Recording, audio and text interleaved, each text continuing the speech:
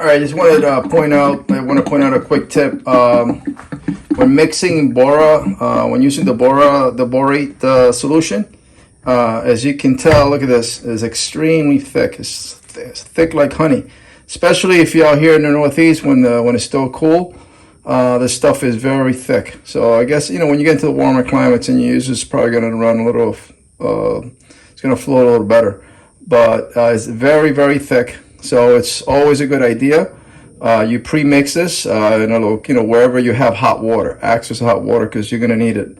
If you're going to go into a cold environment and you got to put this in, you got to use a solution. It's better pre-mix like I'm doing now. I'm actually doing this in my sink, so I can go ahead and use hot water.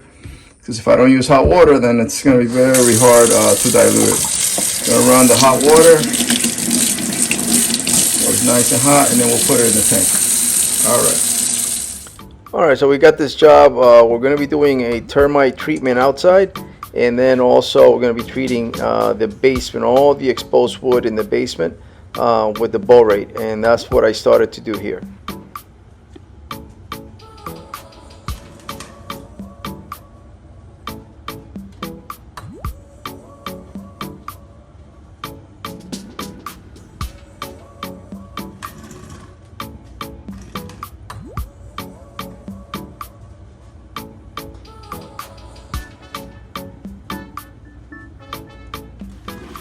Okay, so I pre-mixed the borate on my 2-gallon tank, and then I'm using to apply it. I'm using my B&G, and I do that because the B&G on the nozzle, you're gonna get a better spread on a better spray on the surface, and you're gonna avoid a lot of drips, because with the other nozzles, the cheaper nozzles, you do get a lot of overspray, and then you're gonna get drips all over the place. And this is, you want to get it on the wood, not on the floor and the walls.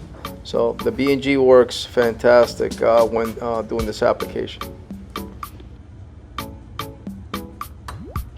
Okay, so fortunately, the new folks in this home, they just bought this house. The basement, all the exposed wood, basement is nice and clear. So all the exposed wood is available to be treated. So it's a good, we're in a good situation here. And so what I do is, since we have all the surface to treat, I do all the edges, all the perimeter of the basement first, which is what I'm showing you here. We treat all the perimeter, and then once we've done that, we soak all the tips of all the beams, all the support beams, and all the columns. And then, what I'll go right back, and then we start working towards the middle of the beams and the support beams. Again, that's the best way that I found to get an even coat. And also, again, the emphasis is always the ends, the ends of the support beams and all the beams where they meet the foundation. Those are the most important and crucial areas where the termites are going to come up.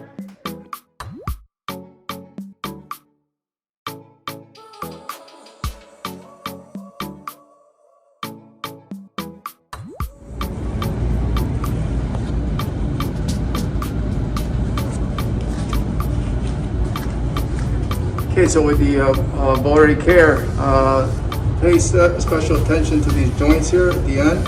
This is the main support beam. So this guy particularly, you have to make sure this is the end, this is the area was most important. This is the main support beam for the house. So we're gonna make sure that is properly soaked with the Borate. Also, these guys are here. Be careful with the electricity.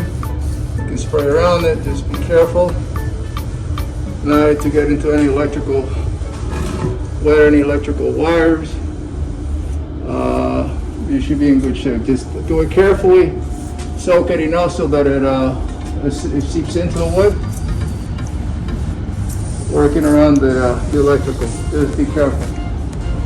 And here, being very careful. And we'll soak the bottom. And then the other side.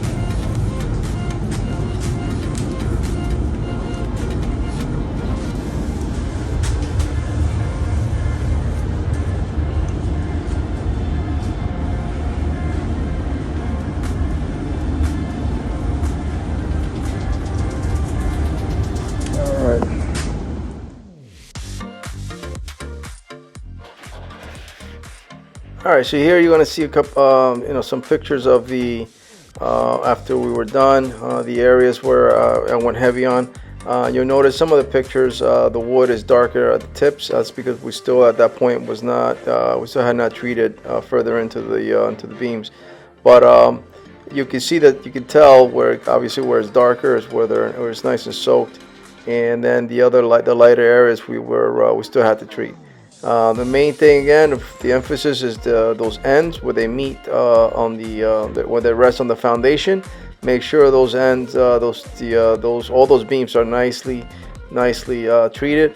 If they're like an open beam, like the support beam you saw before, the support beams also, again, it's got 4 sides, so obviously you do all 4 sides of that beam to make sure everything is nice and soaked.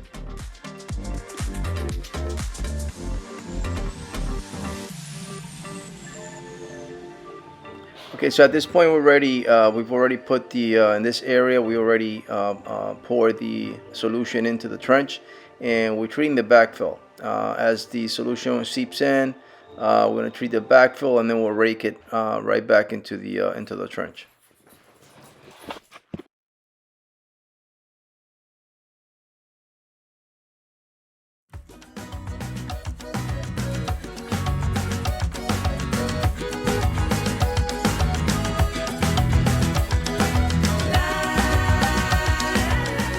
Alright, so in this property we're using the trench method to do the termite treatment. From my experience, this is the best way to do it. We can measure the 10 feet. You can control within the 10 feet the 4 gallons that you're pouring into that area. Again, you're going to get a nice even spread, and again, the main thing is controlling the solution, the concentration of the solution in a particular area. So trenching, to me, like I said, from my experience, is the best method to use.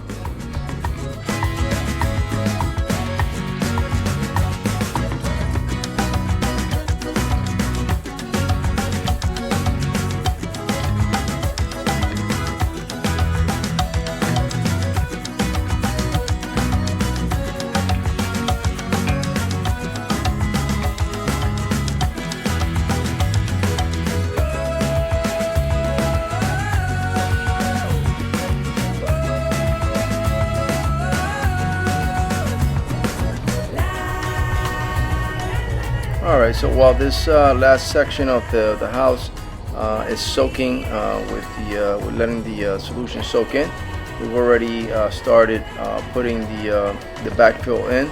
I always try to, I tell the guys that work with me, always make sure when we put the stuff back, make sure that you put it nice and even.